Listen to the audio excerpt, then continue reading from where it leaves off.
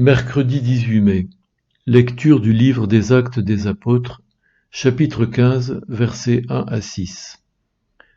En ces jours-là, des gens venus de Judée à Antioche enseignaient les frères en disant: Si vous n'acceptez pas la circoncision selon la coutume qui vient de Moïse, vous ne pouvez pas être sauvés.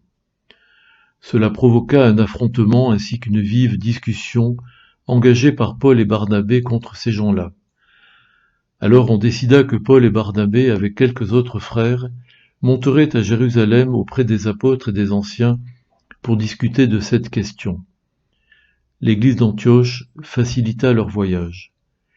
Ils traversèrent la Phénicie et la Samarie en racontant la conversion des nations, ce qui remplissait de joie tous les frères. À leur arrivée à Jérusalem, ils furent accueillis par l'Église, les apôtres et les anciens, et ils rapportèrent tout ce que Dieu avait fait avec eux. Alors quelques membres du groupe des pharisiens qui étaient devenus croyants intervinrent pour dire qu'il fallait circoncire les païens et leur ordonner d'observer la loi de Moïse. Les apôtres et les anciens se réunirent pour examiner cette affaire. Parole du Seigneur, nous rendons grâce à Dieu. Chers frères et sœurs, la lecture d'aujourd'hui nous rapporte la survenue d'une controverse, une divergence d'opinion, d'idées concernant la pratique de la circoncision. Au sein de l'église d'Antioche, elle trouve cette pratique des défenseurs qui souhaiteraient l'imposer à tous les convertis, même ceux qui ne seraient pas issus du judaïsme. Et elle trouve aussi des juifs, Paul et Barnabé, qui ne sont pas du même avis.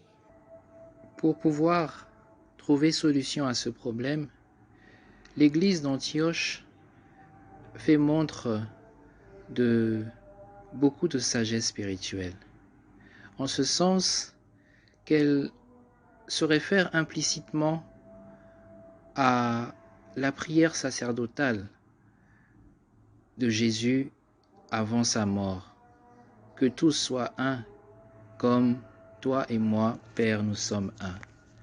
En effet, cette communauté a eu le besoin de la recherche de l'unité en elle, au sein de ses membres, mais aussi de la recherche de l'unité avec toutes les communautés chrétiennes, notamment la communauté d'origine à Jérusalem.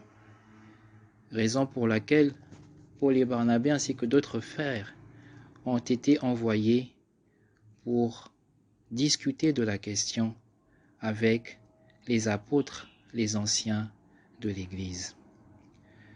Ce retour aux apôtres, ce retour aux anciens de l'Église nous ferait penser qu'il serait important pour nous, pour nos communautés, à chaque fois que nous sommes dans des situations de controverse ou de divergence, que l'important est de rechercher la communion avec le message premier, les apôtres et les anciens étant vraiment ces dépositaires du message premier de l'évangile de Jésus.